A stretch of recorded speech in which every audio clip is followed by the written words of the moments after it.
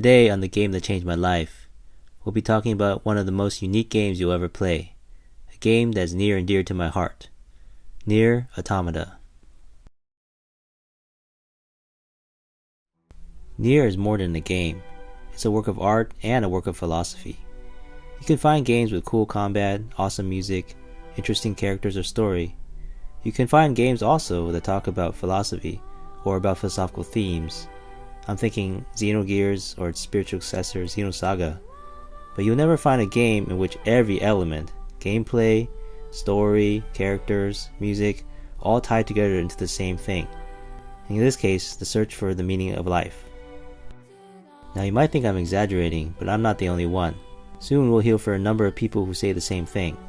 The first story comes from a Reddit user named Kurishikaze, who wrote, NieR Automata saved my life.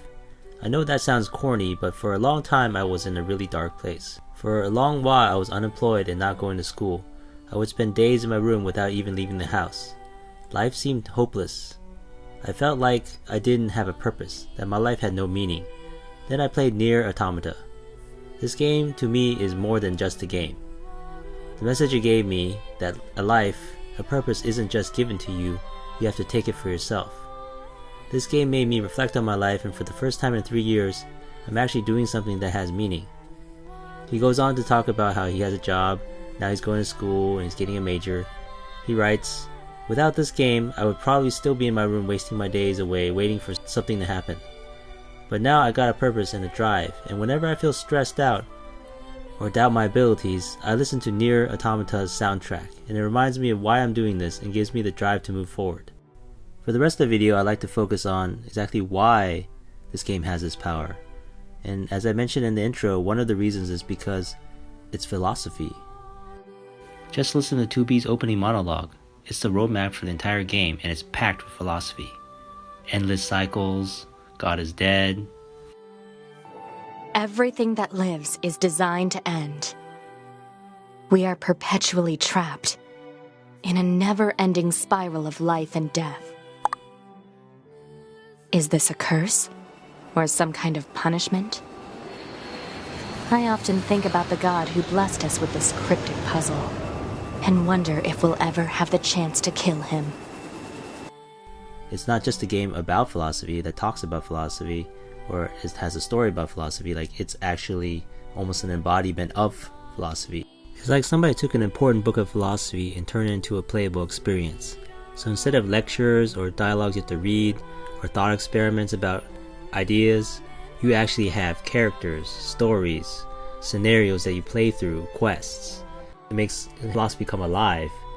You're actually living it, you're breathing it, you're struggling at these characters, you're trying to find the meaning as they are trying to find it, and it's really quite powerful. The real brilliance of the game is how it subverts expectations. As a gamer, you're used to having very clear goals, you're used to being the good guy, good versus evil, a very straight linear story perhaps, maybe with a couple twists. But here, as you go along, you're playing different perspectives, different endings, you're getting more of the story, and it gets more and more ridiculous and absurd, to the point where you're wondering, what are you doing? What is the meaning of all this? You would think that people would get frustrated with that and say, this is ridiculous, let's quit this game. But actually, that doesn't happen, because people are naturally wired to seek meaning and want to do meaningful things. Like, you don't want to think that I just spent 20 hours playing a game that's meaningless. So the more meaningless it seems, the more you determine to find meaning in what you're doing, like reverse psychology, I guess.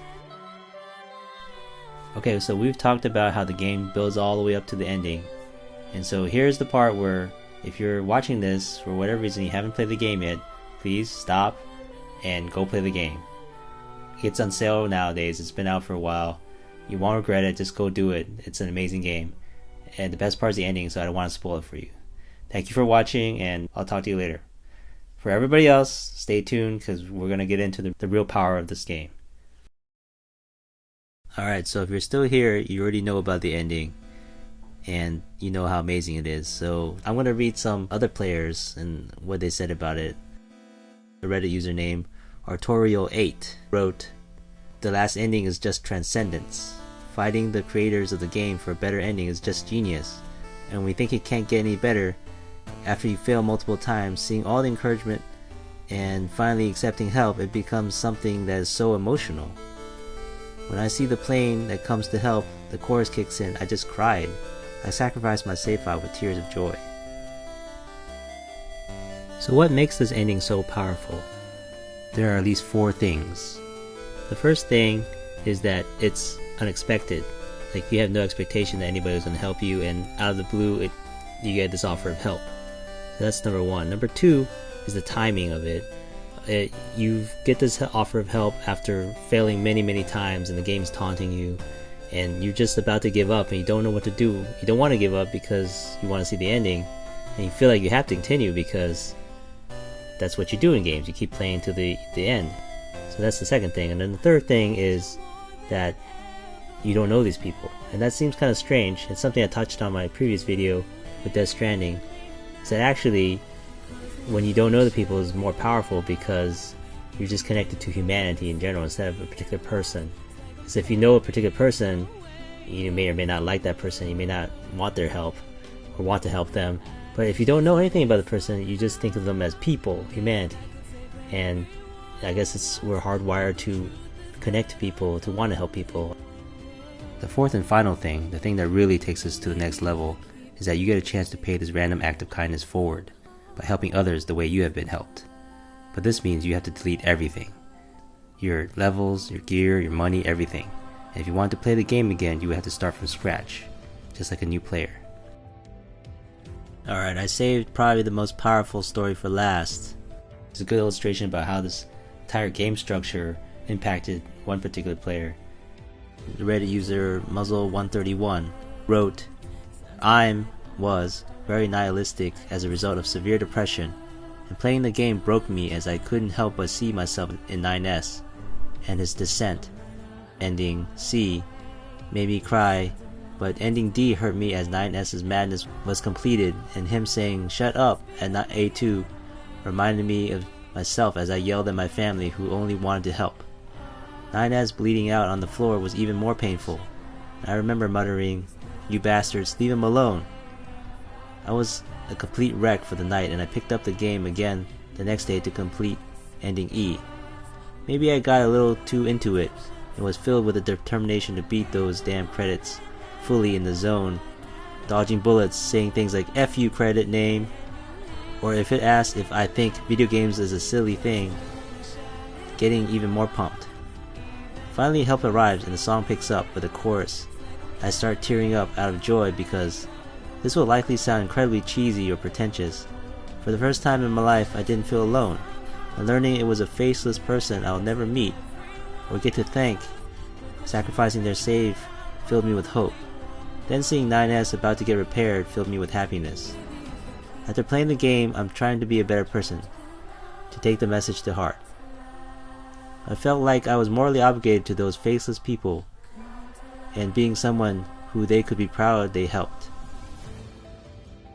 NieR is always going to hold a special place in my heart because of the time in my life to which I played it. Its message was something I just really needed to hear, and it was just an amazing experience that I always remember. NieR came out in 2017, and it's just so great to see that other games since then, specifically Death Stranding that came out recently, have kind of taken up these ideas of human connection and found ways to put it into gameplay. And we really need more games like this, games that make people care about important things, inspire people to be better. And I think games have this potential to do that. You could argue that it has the most potential out of any of the mediums because of its interactivity. It can take ideas and make them alive, make them experiences, and there's no substitute for experience. Alright, time to wrap this up. This definitely went a little bit long, but I could talk about NieR all day. If you want to go more in depth into the philosophy or the character design or the game design of NieR and how it relates to this philosophy or finding the meaning of life, I found some really good videos about it, also some articles. I'm going to create a playlist of the videos. I'm going to put a link in the description below and a link to the article I mentioned as well. The one to watch, really, if you're interested in the philosophical side, is Michael Saiba. It's 45 minutes though, so that's the one if you have time to really go watch. If you don't have the time, there's a little bit shorter one by Wisecrack, which is pretty good. And yeah, if you have any comments or ideas to share, I'd love to hear them. Leave a like or subscribe, I'd really appreciate it. Till next time, see ya.